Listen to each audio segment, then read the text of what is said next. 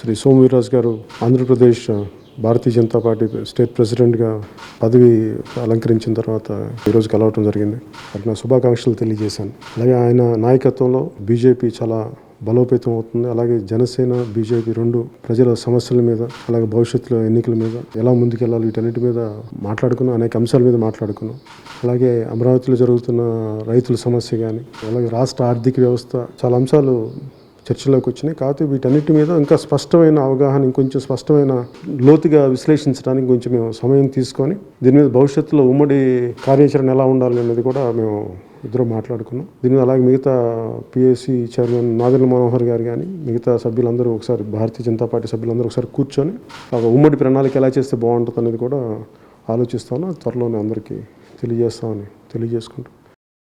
ఆంధ్రప్రదేశ్ భారతదేశంలోనే ఒక మంచి రాష్ట్రం.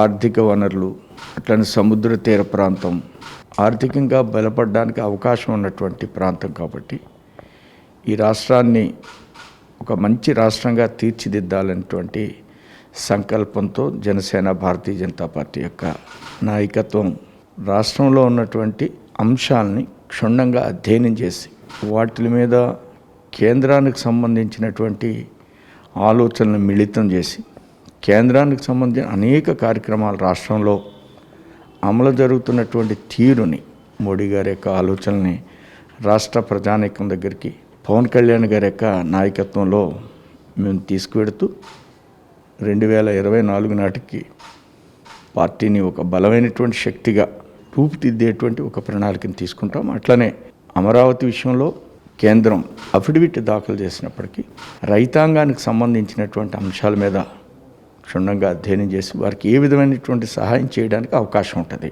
క్షుణ్ణంగా ఆలోచన చేస్తూ వారికి ఏ విధమైనటువంటి నష్టం లేనటువంటి ఆలోచన స్పష్టంగా తెలియజేసేటువంటి ప్రయత్నం చేస్తాం.